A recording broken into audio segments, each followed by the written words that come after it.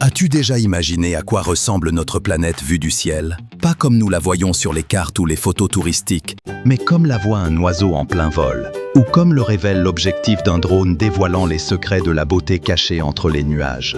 De là-haut, tout semble différent. Les couleurs sont plus pures, les détails plus profonds, et la beauté plus sincère. Viens avec moi pour un voyage au-dessus des nuages, où nous volerons ensemble à la découverte des 10 plus beaux pays du monde. Vue du ciel.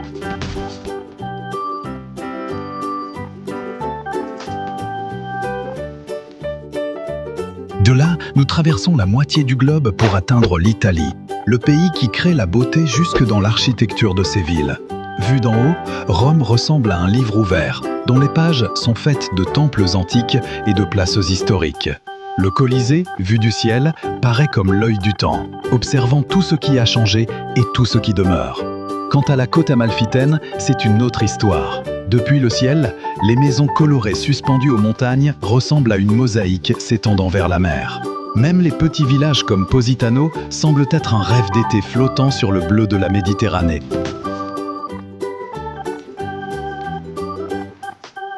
Mais en quittant l'océan pour se diriger vers le Maroc, on découvre une autre teinte de beauté.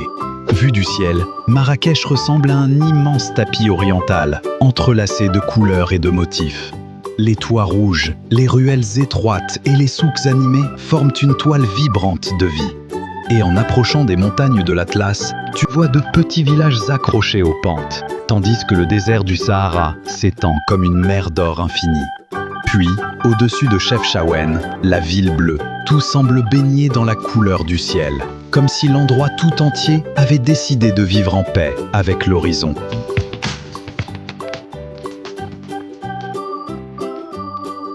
La prochaine étape nous conduit au Brésil. Vue d'en haut, l'Amazonie apparaît comme un cœur vert battant, donnant vie à la moitié de la planète.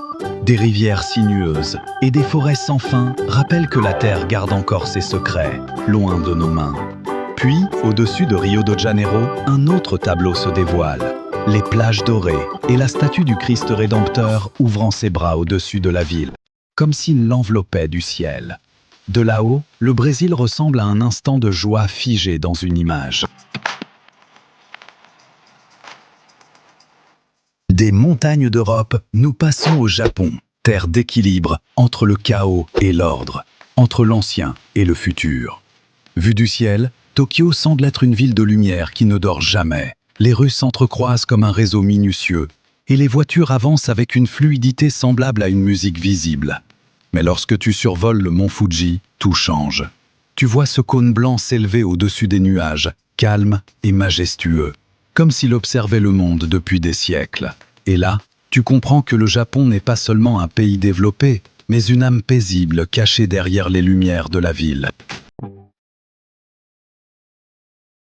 Nous terminons notre voyage en Islande, une terre qui semble avoir été créée pour être observée d'en haut. Vue du ciel, tu aperçois des volcans actifs soufflant leur vapeur en harmonie avec les cascades glacées scintillant sous le soleil. Le sol alterne entre noir volcanique, vert éclatant et bleu glacial. Et la nuit, le ciel s'illumine d'aurores boréales, offrant un spectacle céleste unique. À ce moment-là, tu sens que la terre respire profondément et que la beauté a atteint son sommet.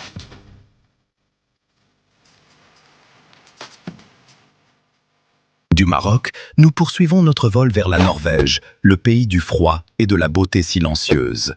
Vue du ciel, les fjords ressemblent à d'immenses fissures dans le cœur de la terre, remplies d'eau et de lumière. Les montagnes se reflètent dans les canaux comme dans un miroir parfait, et la neige recouvre les sommets comme un voile blanc délicat. Et la nuit, lorsque danse l'aurore boréale, tu as l'impression que le ciel célèbre la terre, transformant les couleurs en symphonie lumineuse inoubliable.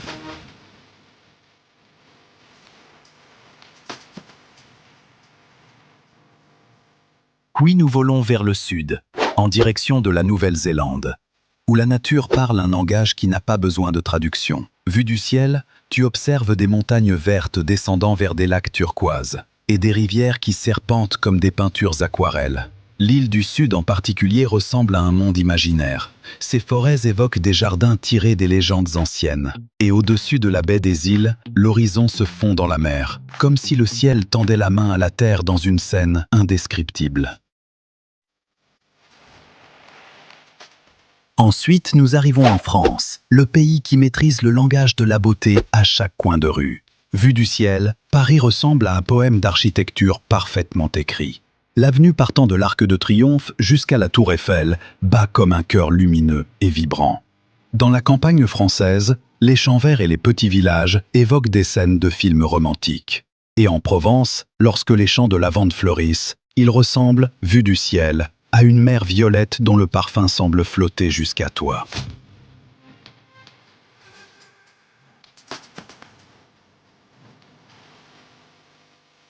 Entre montagne et mer, il est impossible d'oublier les Maldives. Vu du ciel, l'archipel ressemble à un collier de joyaux bleus flottant sur l'océan Indien. Les petites îles sont entourées de nuances infinies de bleu, du plus clair comme le ciel au plus foncé comme les profondeurs marines. De là-haut, tu ressens que les Maldives ne sont pas un simple endroit sur Terre, mais un morceau de paradis doucement posé sur l'eau. Chaque île raconte une histoire de calme, et chaque vague murmure une mélodie de sérénité. L'histoire commence dans un endroit digne d'être la première scène de ce film cosmique, la Suisse. Vue d'en haut, la Suisse ressemble à une œuvre d'art peinte par un artiste amoureux de l'harmonie. Les Alpes brillent sous le soleil comme des cristaux de verre, et les lacs bleus dorment entre les vallées comme des miroirs reflétant le ciel. Les petits villages apparaissent comme des perles blanches au milieu des espaces verts, comme si la nature les avait disposés avec soin pour te rappeler que la vraie beauté n'a pas besoin de bruit. Et au-dessus du lac de Lucerne, tu as l'impression de nager dans une toile infinie de couleurs. Lorsque le voyage s'achève et que la caméra reprend de la hauteur, tu vois la planète entière sous toi, petite mais pleine de vie et de beauté.